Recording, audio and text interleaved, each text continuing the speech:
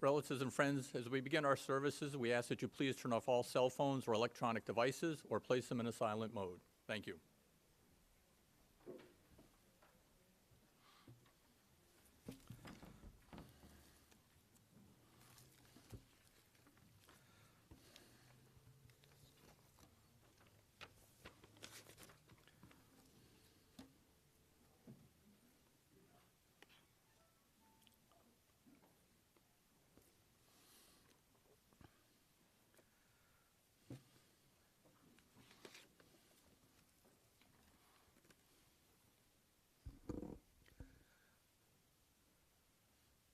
Shalom, everyone. Good morning.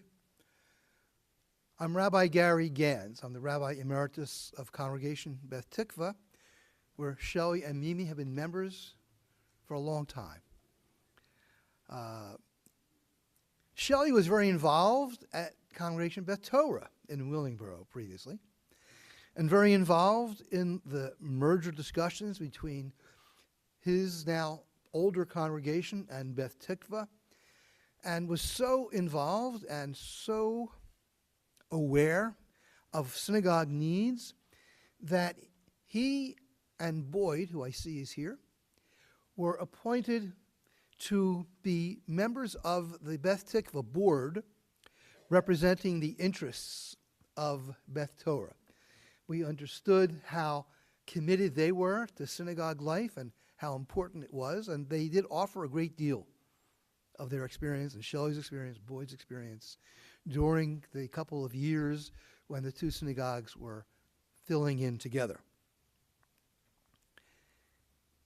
I also officiated at Mimi's funeral. I'm sad and honored to be part of your extended family again today. Ma'ayan HaChayim, wellspring of life. We come together to commemorate Shelley's life. We recall the blessing of his life and all that was good and true in that life, and for the precious memories which shall endure. Eternal God, his family, his friends, are bowed in grief and seek light to dispel the dark gloom that threatens to overwhelm them. O God, be gracious to those who mourn, for they are in distress. Bless them with your compassion, ease their burden of sorrow, send them light and peace. For it is written, fear not, as I am with you. Be not dismayed, for I am your God. I will strengthen you, I will help you, I will sustain you with my power. And let us say, Amen. On Shelley's behalf, I read Psalm 23, an excerpt in Hebrew and an English interpretation. Mizmor leDavid, Adonai ro'i lo echsar, benodesha yarbitzeni, al mei menuchot yanachaleni. Nafshi yeshovev, yancheni b'maglei tzedek l'ma'an shemo. The Lord is my shepherd, I shall not want. God has me lie down in green pastures and leads me beside the still waters. God guides me on paths of righteousness and revives my soul for the sake of God's glory. Though I walk in the valley of the shadow of death, I fear no harm, for you are with me. Your staff and your rod do comfort me. You set the table in sight of my enemies. You anoint my head with oil. My cup overflows. Surely goodness and mercy shall follow me all the days of my life, and I shall abide in the house of the Lord forever. For years it was hard not to say the phrase Shelley and Mimi, constantly together. And constantly, Shelley was looking after her as her husband, her caretaker, and her beloved. But when they were able, they were ardent travelers. And they impressed me with all of the tales of their travels, having made it to every continent except Antarctica. We reach out today as a community of consolation, acknowledging Shelley, remembering Mimi, and also reaching out to their children. Marcy with Larry, Rob with Linda, Debbie with Steve, Terry with Joe. And we also acknowledge 2 tiers of the next generations of their grandchildren. Katie with Tim, Becky with Chris, Danny with Sophia, Alex, Anna, Sam, Jamie, Bryn with Scott, Jenna, and Robbie. That's a very extensive list. Hope I didn't forget any of the grandchildren. But there are great-grandchildren. In fact, the list is longer than when I stood here for Mimi's funeral.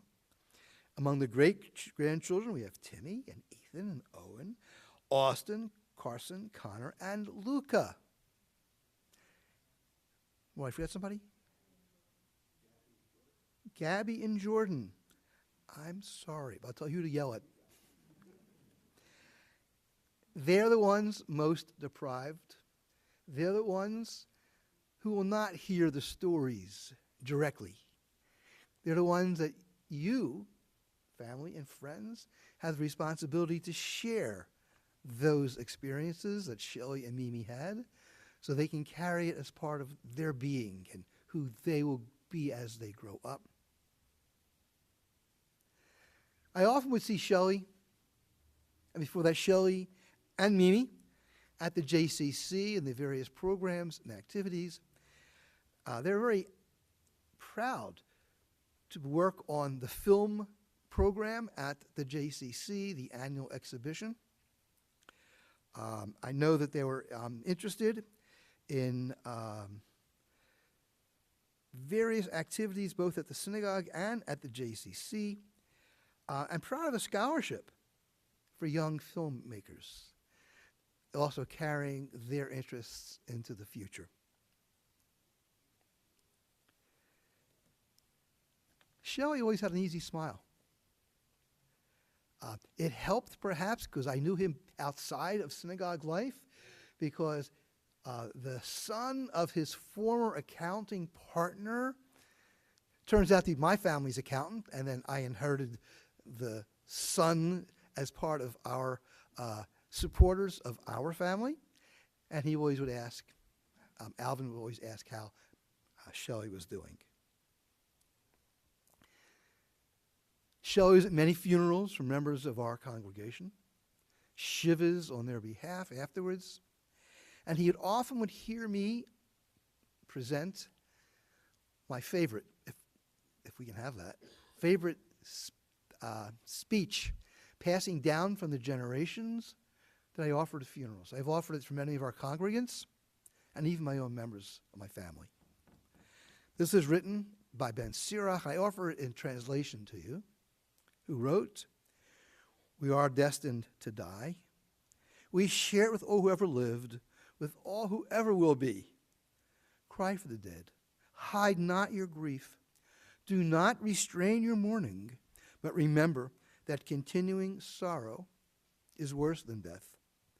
When the dead are at rest, let their memory be a source of peace, and be consoled when the soul departs. Death is better than a life of pain, and eternal rest is better than lingering illness. As a drop of water in the sea, as a grain of sand on the shore, are our few days in eternity.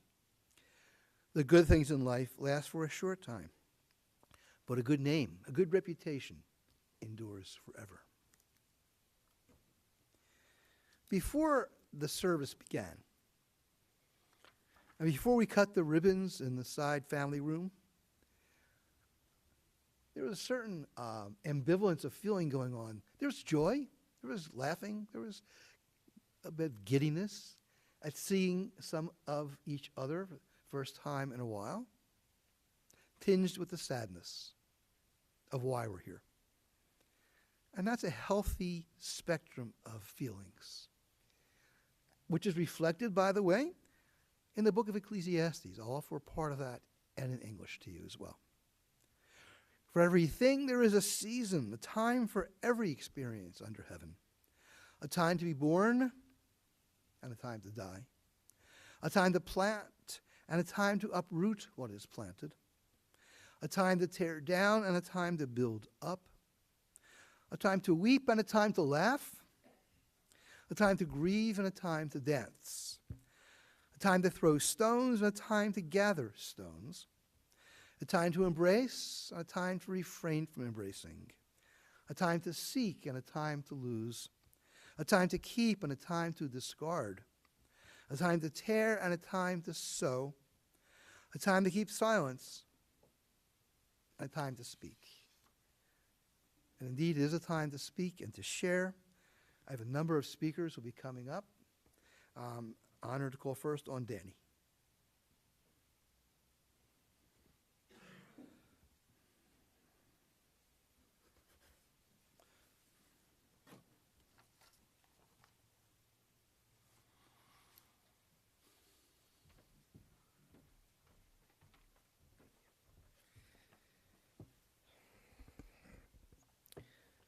Swivel chairs, lemmings, and the Muppets. 3 random but vivid childhood memories I have of my grandparents' house. It's funny, I went on a walk with my Uncle Rob a few weeks ago and we were talking about how it's hard to remember things these days, yet somehow I remember vividly spinning my cousins around on the swivel chairs in my grandparents' dining room, playing the computer game Lemmings on their 1990s era PC, and gathering the whole family around to watch the Muppets on VHS in their living room. Why do I remember these seemingly insignificant moments from over 25 years ago? I can't even remember what I had for dinner last night. It's the fact that I was surrounded by family, and my grandfather was the leader of our family.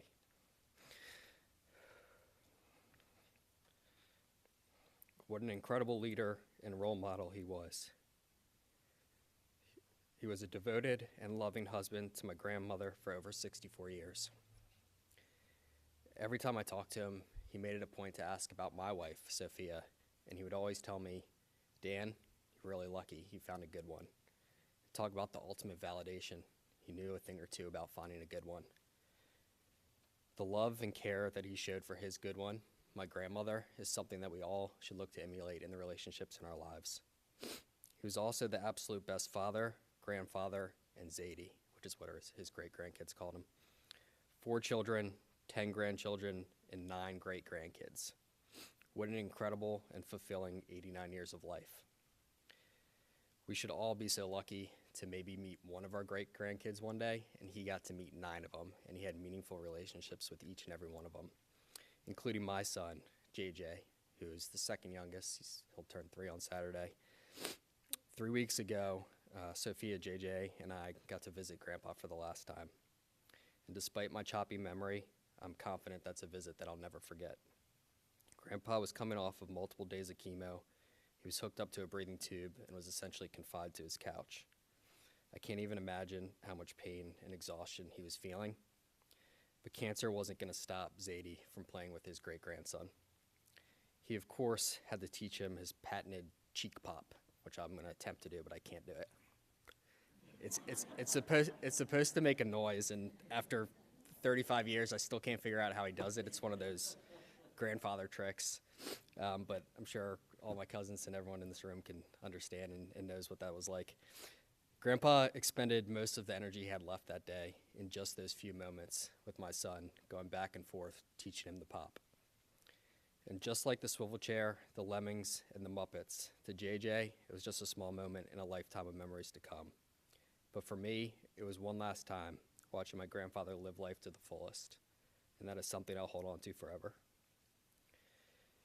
Whenever I spoke to Grandpa over the last couple years, we always ended the conversation the same way. He would say to me, give Sophia and JJ a big hug and kiss for me. And that's exactly what I'm going to do. I'm going to hold my family tight, ensure JJ never forgets the cheek pop and the memory of his Zadie, and do my best to live my life to the fullest, just like Grandpa did. Thank you.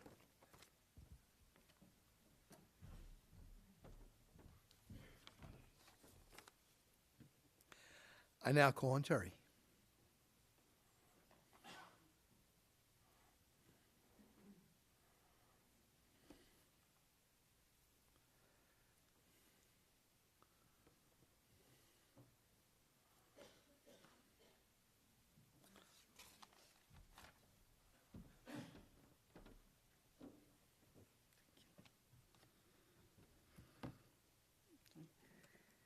So bear with me, everybody. If I'm going to try to get through this.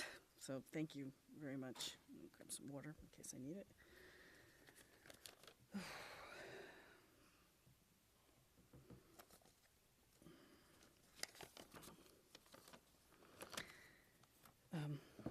This might be the hardest thing that I've ever had to do, along with the time that I was up here when my mother passed away. Dad was my hero. I admired him so much. I looked up to him as long as I can remember. He was the smartest person I knew. You could always have an interesting conversation with him. He was so knowledgeable, just enjoyed talking to him. He was, as everybody talked about, he was a world traveler. Just knew a little bit about everything. My husband Joe said to me the other day that Dad would teach him things without even realizing he would do it. He loved Dad's sense of humor, his straight talk, and his attitude towards life. Dad's philosophy was that things will always work out the way that they're supposed to, so there's no reason to worry about what could happen. I still, to this day, try to live by those words, even though it's not always easy, obviously. And it's just something that's stuck with me, and I know some of my siblings our whole life. I loved spending time with him. It was a joy. I had the opportunity to spend a lot of time with him over the past few weeks, keeping him company and helping take care of him while he was sick. It was a big change for him. Even at 89, he was still independent. He was still driving. He was shopping, doing everything on his own. He didn't like to ask for help. He just, he was independent his whole life. He took care of my mom. He hated asking for help with taking care of her. And he didn't really need to until he was diagnosed with cancer. I always thought I got my stubbornness from my mom, but now I believe I was wrong. Sorry, Joe. I got him for both of them. But I was happy that I could be there to help him. He helped me my whole entire life. It was the least that I could do for him. One of my fondest childhood memories was playing cards with him. We loved to play Crazy Eights and Gin Rummy. Dad would pick me up from Sunday school. We'd listen to Sundays with Sinatra in the car. I'd come home and we'd watch Errol Flynn as Robin Hood and then Charlie Chan Mysteries. And Danny, I'm sure, I don't know if you remember, but he used to talk about how you loved Errol Flynn and Robin Hood, and that you would just sit there for hours staring at the TV watching that. So we kind of have that same memory. And then we'd play cards until the Eagles came on, his beloved Eagles. I loved watching the games with him. My dad's the reason I love sports so much, and I'm an avid Philadelphia fan. Go Birds. At one point, he had season tickets, and we all got to pick one game to go with him, and Mom would go to the rest. I always picked the Dallas game, boo Danny, which was always in December near my birthday. It's a little different back then. They used to pretty much keep the same schedule. We'd bundle up in army blankets, bring a thermos of hot chocolate, and freeze our butts off on the shady side of the stadium, a veteran stadium. It was always so much fun, even though we were freezing. The only thing that Dad loved more than the Eagles was his family, and I think you're going to hear that in every single one of our speeches today. He loved all of us kids, his 10 grandchildren, his 9 great-grandchildren. He loved watching us at all our sporting events. Well, at least he didn't complain about it. He would brag about all of us to his friends, even had a competition with some of them as to who had the most grandkids and which ones were better, as a joke. One of the greatest things about Dad is he embraced Robbie as his grandchild from day one, even though Robbie's not blood relation. He's my stepson, although I feel like he's my own also. Robbie, Grandpa was so proud of you. He was so happy at the man you've become. It's all about family. Dad would tell me all the time how he loved the fact that his kids get along and have each other's backs when necessary. And he would repeat that over and over again. It was one of his greatest joys that we all care about each other and get along. Knowing this and seeing his kids happy was one of the most important things in the world to him. As most of you know, I'm the youngest. I had the opportunity to have 4 years with Dad and Mom all by myself since Debbie went off to college and Marcy and Rob had graduated and moved away. I had the unique opportunity to spend time alone with my mom and my dad and got to, spend some special quality time. We built a special bond because I had that time. I was always Mom's baby, but I'm Daddy's little girl. And no matter how old I got, that never changed. But as much as I like to joke with my siblings that I'm Dad's favorite, the truth is we all had a special bond with him in our own special way. As long as I can remember, Dad would call me mostly by my middle name. I was never particularly fond of it, but that's what Dad called me, and I guess it really could have been worse, So I made it special to me. He was the only one who was allowed to call me by it. Recently, during his illness, I noticed he was only calling me Terry. Then about a week ago, he called me Francis. Yes, my middle name is Francis. And no, none of you are allowed to call me that. So at this moment, I realized how much I missed him calling me Fran, Franny, Francis. I also realized at that moment that I was going to now embrace my middle name and like it. So thank you, Dad. Another thing, Dad's favorite story to tell about me was the day I was born. He told it a lot. The nurse held me up through the glass, and remember back in the day, men didn't go into the delivery room. And she held up one hand and counted all my fingers, held up the other hand and counted all my fingers. And then, I'm not going to show you my feet, but she did the same with each foot and counted all my toes. And just so you know, I don't have any extra appendages. I cannot count the times my dad told this story. It's obviously much greater than the number of toes and fingers I have. It made him so happy to do so.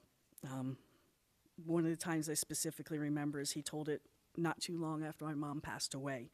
He wanted to think of happy memories, and that was one of his happy memories with my mom and me. In 2021, on my birthday, he left a voice message for me.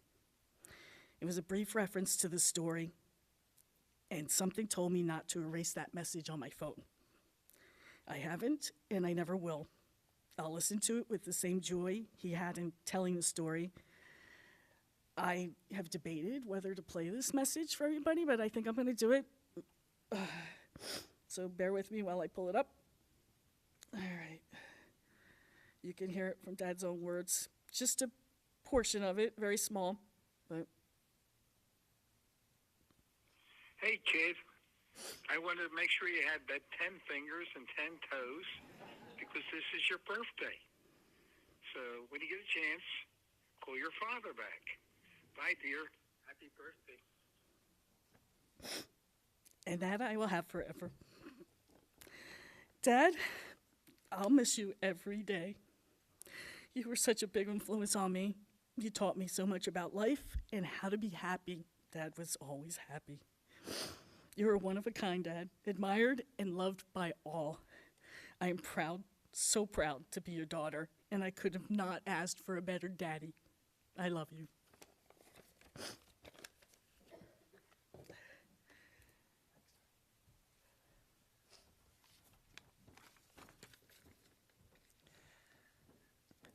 And now Sam.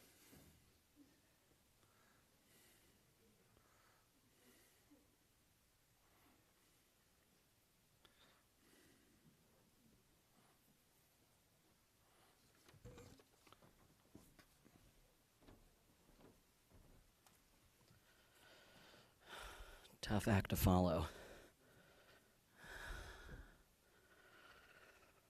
I've never done something like this before. Always remember, Sam, enjoy your life.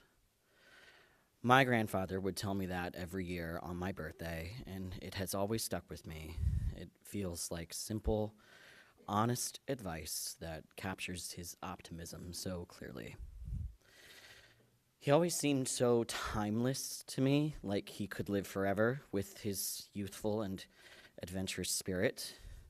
Tall tales of trips across the world to far-flung places like Vietnam and Israel and Portugal, while also making sure to explore his own backyard, inspired me to live out my own similar experiences. And sometimes I might take that too literally, because I didn't come home right away after school one time while he and my grandmother were babysitting me, because I wanted to hang out with the neighbors, and he scolded me in front of my parents, but then secretly later told me that he used to do the same thing too. And one of our favorite inside jokes was we both thought that my dad, his only son, was the intense type A to our more relaxed pace of type B. Sorry, Dad. Needed to just add that in. Thank you for asking me to be up here. But make no mistake, he loved his whole family more than absolutely anything, and I think you can hear that in every single speech so far.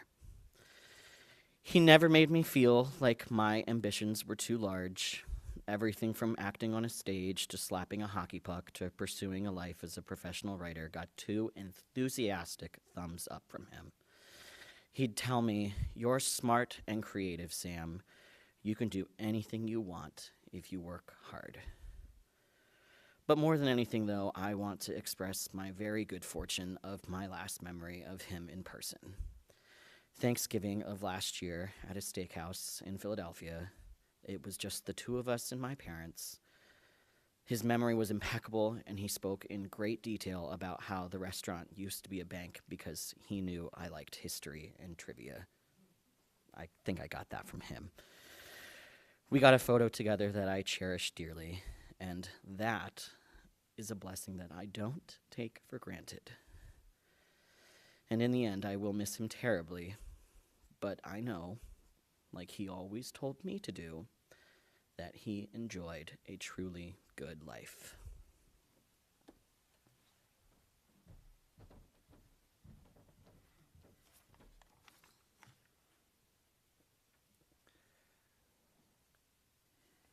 And now, Debbie.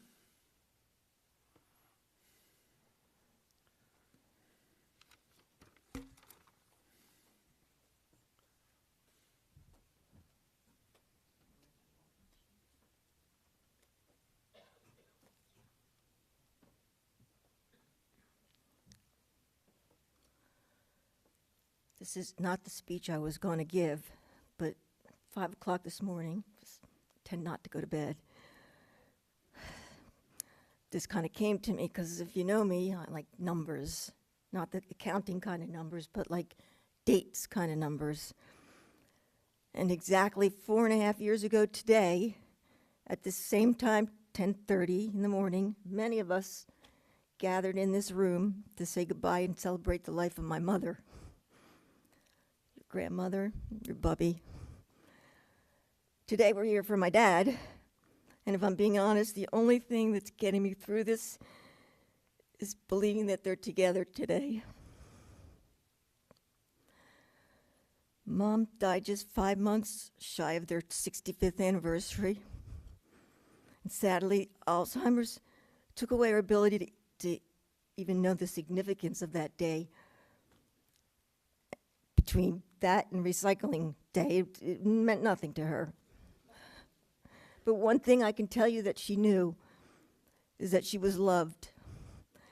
And she was loved by our dad. And I know that she felt that love. He devoted 7 of his last years of his life to making sure she was safe and happy and fed and bathed and loved. It was frustrating and hard and excruciatingly sad for him, but he never complained. And he rarely asked for help because he didn't like to ask for help. That's where I get it. And he made the last years of her life as easy for her as he possibly could. And I regret that I never said to him, "Thank you, Dad, for loving our mom like you did," because what you did for her was amazing and selfless and good.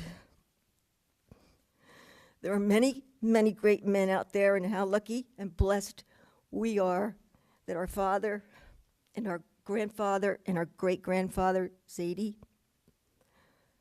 was the greatest.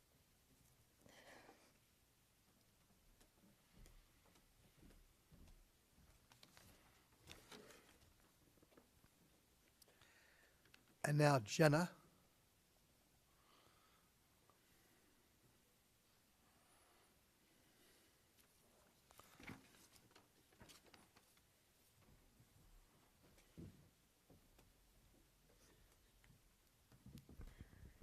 Can you see me? Okay. I'm very short. Last night I was sitting up trying to figure out what I wanted to say about my grandpop, and the best way for me is to speak directly to him.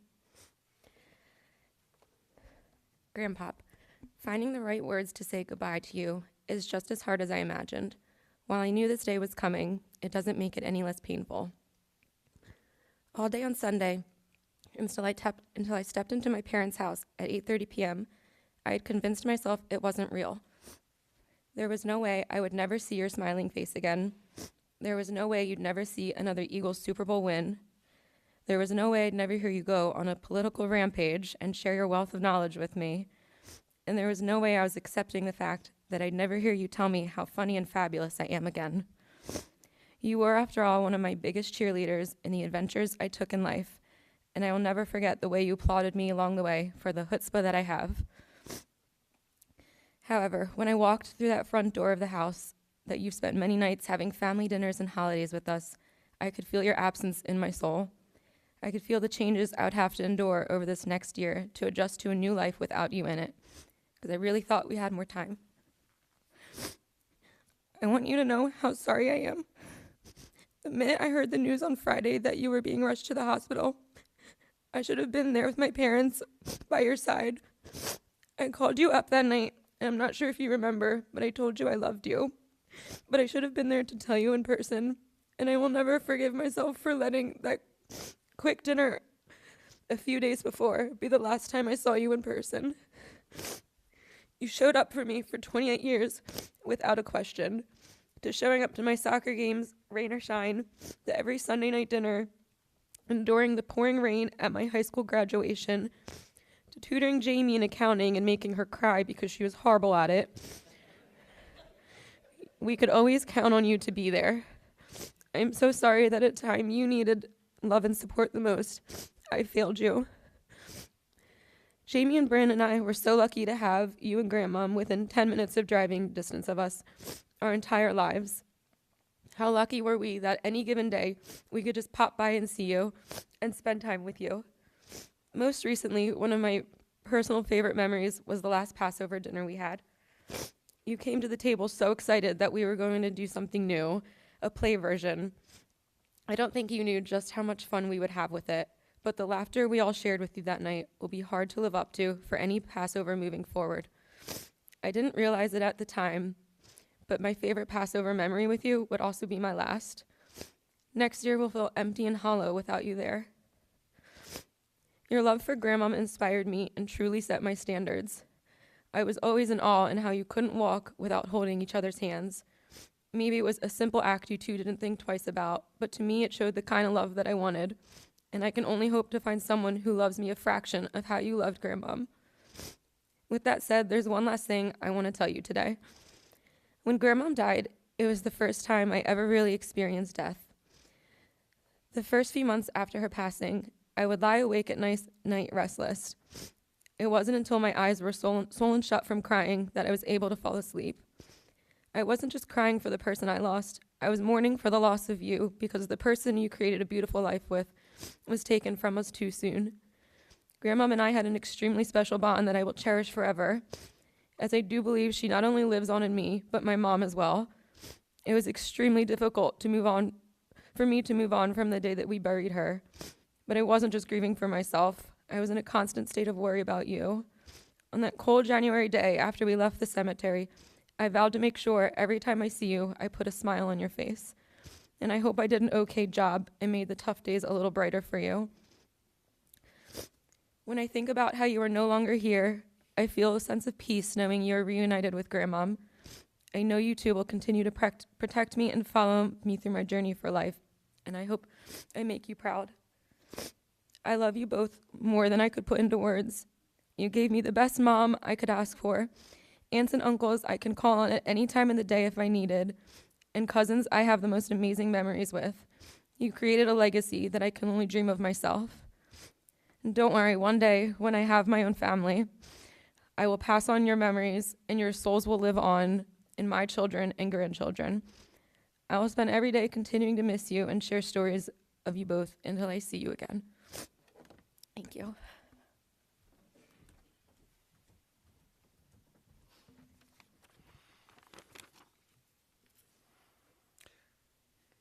There is a phrase in Hebrew used often in Israel, Aharon, Aharon, Habiv.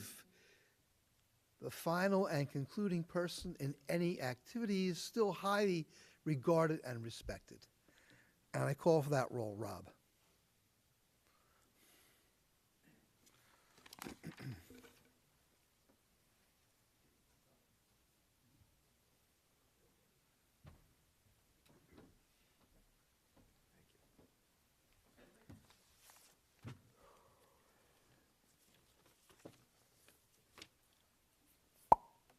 Is that it? I didn't know if I was going to be able to do that or not, but oh my goodness. I forgot all about that. Thank you for everybody for coming, for being here. My father and mother had a big circle of friends and a big community. They were special people. And so it's really an honor that you're here with us today.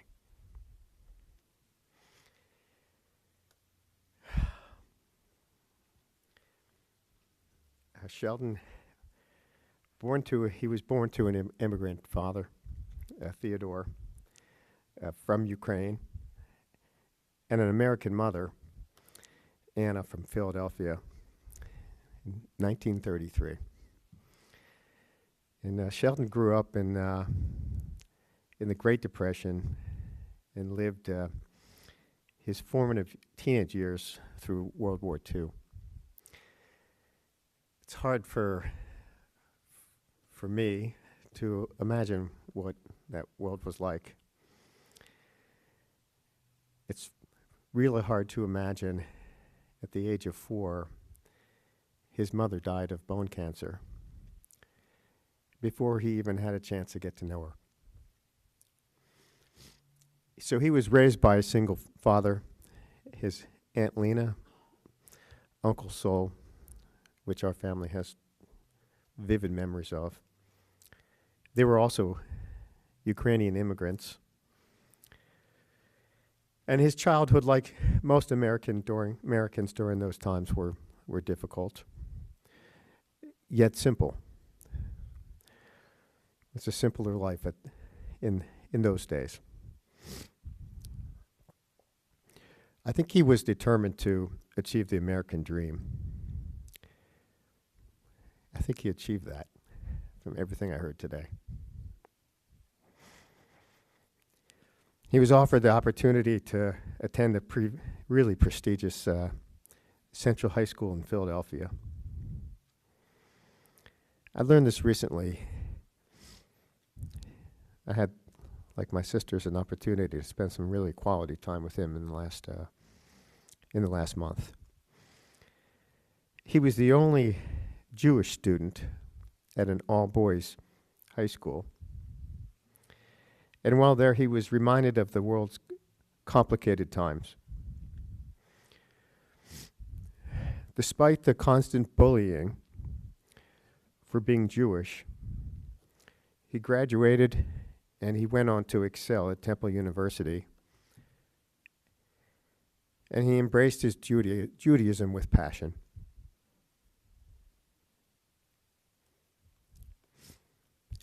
Along the way, for those of you who remember, it was actually a Hot Shops. he met the only true love of his life, his wife and lifelong partner, as my sister said, for almost 65 years, Miriam. They seemed the perfect couple. Miriam was quite gregarious, outgoing person capable of talking to anybody that she met, at any place, at any time. And Shelley, he was a man of cautiously chosen words.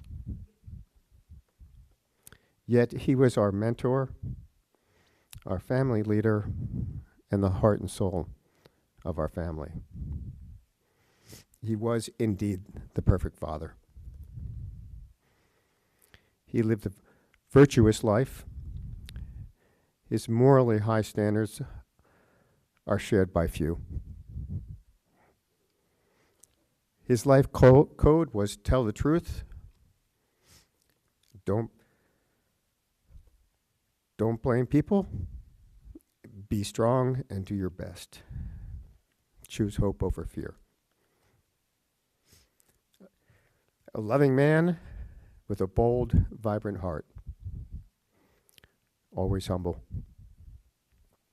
Intelligent, emotionally strong and gracious. Comforting and charming. Loving and loyal. Always offering an outstretched hand or a warm word. Because life gave him so much, Shelley always gave back. Again and again and again. He will be missed by his family, his friends, and his community.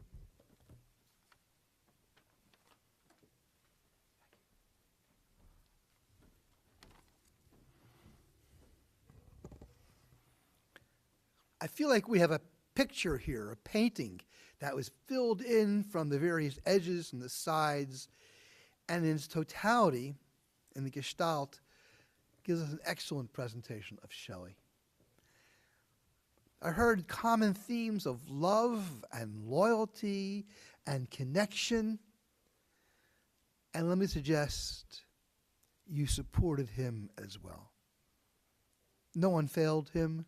You all were there in your way and in his mind and his awareness of your love for him as well.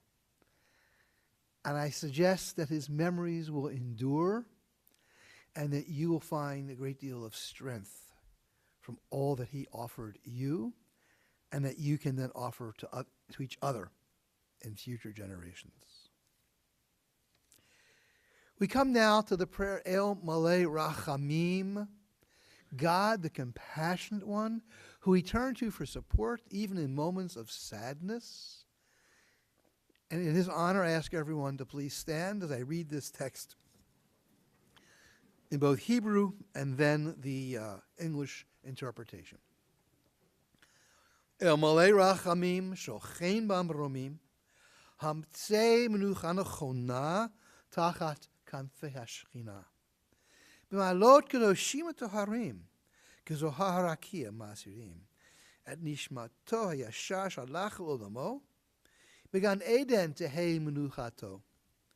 Ana ba'al harachamim hasirehu beseter kanapecha olamim utror bitror chaim et nishmato Adonai hu nachalato yonuch b'shalom amishkavo v'namar amen.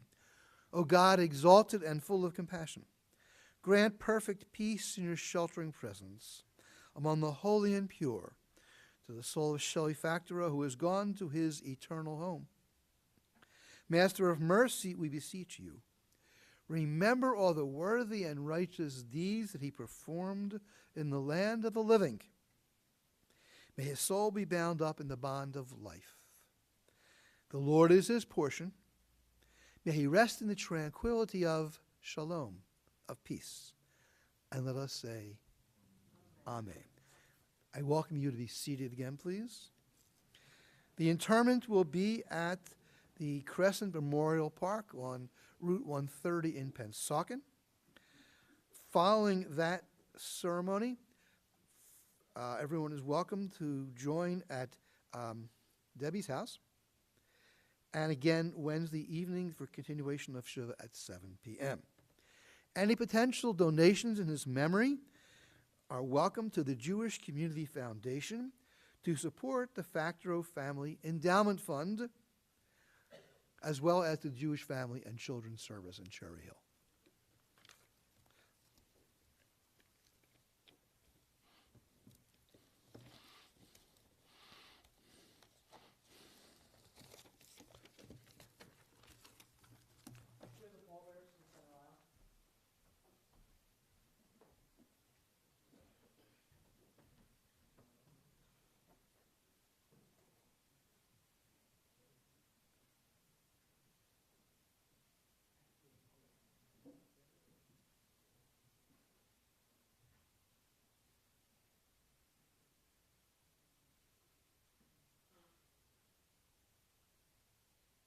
We can all rise once more.